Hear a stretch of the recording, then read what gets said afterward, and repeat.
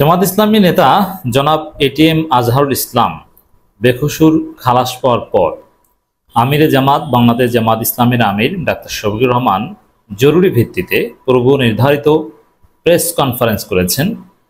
সাংবাদিকদের জনাকীর্ণ উপস্থিতিতে জনাব আমিরে জামাত ডাক্তার শফিকুর রহমান দীর্ঘ বক্তব্য দিয়েছেন।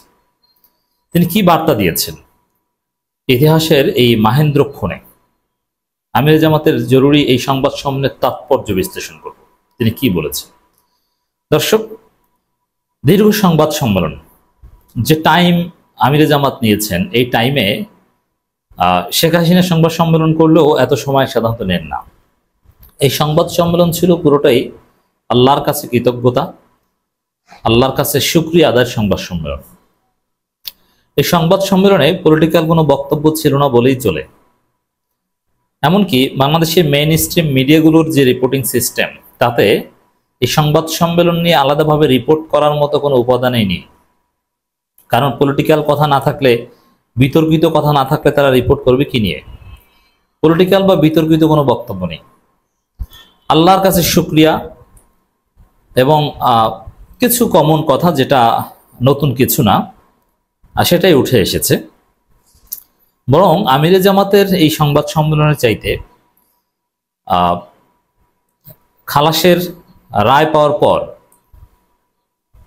শিশির মনিরের যে সংবাদ সম্মেলন, সেখানে গুরুত্বপূর্ণ কিছু বিষয় উঠে এসেছে রিপোর্ট করার মতো। যেমন সরকারকে রিভিউ বোর্ড গঠনের কথা বলা হয়েছে, যাতে আগের সব নেতাদের উপর যে জুলুম করা হয়েছিল তারা যেন সবাই নির্দোষ প্রমাণিত হন। আমির জামাত এই ধরনের একটা কথা বলেছেন, কোনো প্রশ্নোত্তর নেননি, মানে শুক্রিয়া শুক্রিয়া শুক্রিয়া এরকম। এবং প্রশ্ন ইমোশনাল, আমিরে জামাত ইজ ভেরি ইমোশনাল এই বিষয়ে, যে একটা বড় অধ্যায় তিনি অতিক্রম করেছেন। আমিরে জামাতের উপর একটা বড় বার্ডেন ছিল। এই জায়গাটা থেকে কিছুটা ক্ষমা চেয়েছেন আমিরে জামাত।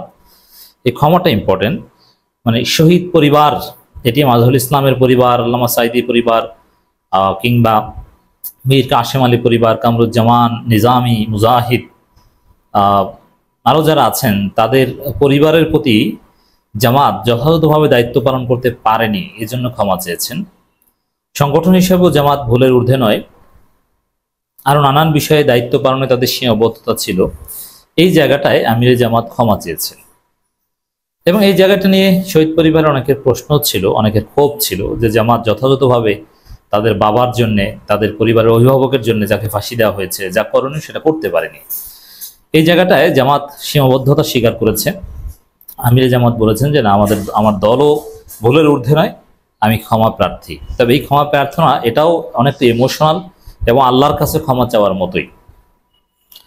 তো দর্শক, এই সংবাদ সম্মেলনে আমিরে জামাত চাইলে কিন্তু পলিটিক্যাল বক্তব্য দিতে পারতেন, এমনকি চাইলে লিখিত বক্তব্য দিতে পারতেন। কারণ জামাতের শক্তিশালী টিম আছে, যারা মুহূর্তের মধ্যে রায়টা পর্যালোচনা করে, বা রায় কি হবে এটা আগে অনুমেয় ছিল, তো কি প্রতিক্রিয়া জানাবেন, পলিটিক্যাল বক্তব্য, অপোনেন্টদের কি বলবেন, ৭১ ইস্যুতে কি বলবেন, ৭১ ব্যবসা শেষ কিনা, বা ৭১ প্রশ্নে জামাতের অবস্থান কি হবে, জামাত বিষয়টা কিভাবে ডিল করবে, এগুলো নিয়ে নানান কন্ট্রোভার্সিয়াল বক্তব্য দিতে পারতেন।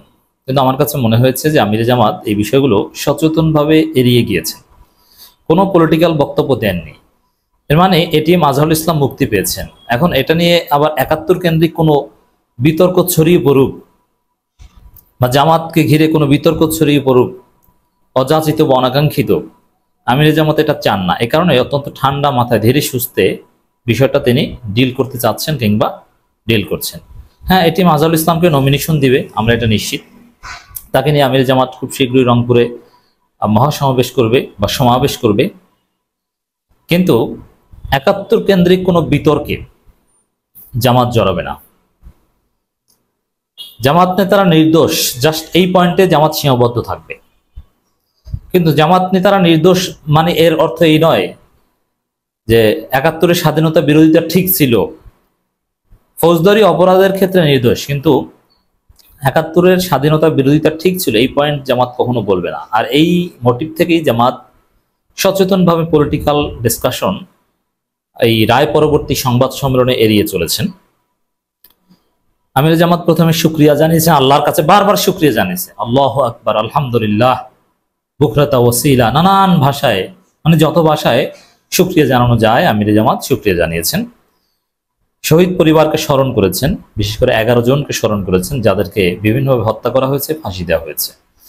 একটা বিষয় স্পষ্ট যে জামাত তাদের সেই 71 কেন্দ্রিক যাদেরকে শহীদ করা হয়েছে 11 জনকে, তাদেরকেও ভুলবে না, তাদেরকেও ধারণ করবে। কারণ তাদেরকে বাদ দিয়ে জামাতের রাজনীতি চলে না। ইসলামী আন্দোলন, একামত বা জামাতের যে রাজনীতি, গোলাম আজম নিজামী মুজাহিদদের বাদ দিয়ে হয় না। এই জন্যে জামাত তাদেরকে কন্টিনিউ করবে। অ্যাট দি সেম টাইম 71-এর সিদ্ধান্ত জামাতের যে ঠিক ছিল ওটাও বলবে না, যে না 71 স্বাধীনতার পক্ষে থাকাটাই সঠিক। জামাত এই দুইটার মধ্যে ব্যালেন্স করে চলতে যাচ্ছে। সংবাদ সম্মেলনের বক্তব্যের একটা ব্যাখ্যা এটা বলা যায় সচেতনভাবে, এবং কোনো বিতর্ক ক্রিয়েট করতে চান না, এমন কোনো শব্দ চয়ন আমিরে জামাত চান না যেটা নিয়ে কেউ ঘোলা পানিতে মাছ শিকার করার চেষ্টা করুক। আবেগঘন স্মৃতিচারণ করেছেন, দোয়া করেছেন দীর্ঘ সময়। আমিরে জামাতের বক্তব্যের একটা, আল্লাহ তৌফিক কামনা, শহীদ হিসাবে কবুল করুন, আমাদেরকে তৌফিক দান করুন। মানে আসলে একজন এই আজকের সংবাদ সম্মেলন, এটা কোনো সংবাদ সম্মেলন না, এটা হচ্ছে একটা ধর্মীয় অনুষ্ঠানের মতো, ভাব গাম্ভীর্যপূর্ণ একটা ধর্মীয় অনুষ্ঠান ছিল। তো জামাত যে আসলে পিওরলি একটা ইসলামী দল, তারা যে মেয়ারলি পলিটিক্যাল পার্টি নয়, তারা যে ইসলামী দল, ইসলাম যে সবার ঊর্ধ্বে তাদের কাছে। সাংবাদিকদের বসে আছে, তারা রংসং মাখিয়ে খবর প্রচার করবে, হাসিনাকে কি বলেছে, শাহরিয়ার কবিরদের কি বলেছে। যারা দেখেন এখানে স্পষ্ট বলেছেন না, আমরা কোনো প্রতিশোধ নিব না, আমরা কোনো বৈষম্য করব না। এর মানে জামাত প্রতিশোধের রাজনীতিতে বিশ্বাস করে না। যারা জামাত নেতাদের ফাঁসি দিয়েছে, মিথ্যা সাক্ষী দিয়েছে বা ইত্যাদি ইত্যাদি, তাদের উপর কোনো জুলুম করবে বা তাদেরকে ধরবে, এ ধরনের কোনো ইঙ্গিত দেয়নি। তবে হ্যাঁ, তাদেরকে নির্দোষ প্রমাণ করার, মৃত্যুর পরও যেন তারা নির্দোষ হিসেবে প্রমাণিত হয়, এই জায়গাটা নিয়ে জামাত কাজ করবে। স্পষ্ট বলেছে যে কোনো প্রতিশোধ নয়। এবং ট্রাইব্যুনালের যে জাল জালিয়াতির যে বিষয়গুলো, এগুলো কমন কথা, যেগুলো সবাই জানে, এটাই বলেছেন, নতুন কিছু নেই।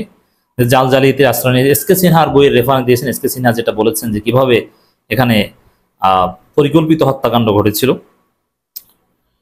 এবং শহীদ পরিবারগুলোর উপর যে কি জুলুম হয়েছিল, এটা জামাত, আমিরে জামাত এখানে বলেছেন যে তারা দেশে বিদেশে ছড়িয়ে ছিটিয়েছিলেন, এমনকি তারা কে কোথায় ছিলেন, কোন দেশে, এটাও আমরা ঠিকভাবে জানতে পারিনি, এরকম একটা এতটা করুণ অবস্থা ছিল। তো এই জন্য শহীদ পরিবারের অনেকের হতাশা আছে, আমরা জানি, অনেকের সাথে আমাদের সুসম্পর্ক ব্যক্তিগতভাবে। দুইটা টর্চার সেল, সেফ হোম এবং সেফ হাউস, এই বিষয়ে বলেছেন, যেখানে নেতাদের নির্যাতন করা হতো এবং সাক্ষীদের প্রশিক্ষণ দেওয়া হতো। শুকরঞ্জন বালী আল্লামা সাইদির ঘটনাটা বর্ণনা করেছেন, যেটা একটা পৃথিবীর ইতিহাসে নজিরবিহীন, যে এরকম সাক্ষীকে আইনজীবীর গাড়ি থেকে তুলে নিয়ে ভারত পাচার করে দেওয়া হয়, আবার তিনি ফিরে এসেছেন শেষ পর্যন্ত, তিনি এখনো আছেন। সে আপনি উঠে দাঁড়াবেন আমি বসিয়ে দিব যে নাটক, সেই নাটক আমিরে জামাত এখানে উপস্থাপন করেছেন। মিসকারেজ অফ জাস্টিস, আপিল বিভাগের যে আজকের পর্যবেক্ষণ, সেটা রেফারেন্স হিসেবে তুলে ধরেছেন আমিরে জামাত। প্রতিশোধ নয়, বৈষম্য নয়, শহীদ পরিবারের কাছে ক্ষমা চাওয়া সীমাবদ্ধতার জন্য, এটাই মূল কথা।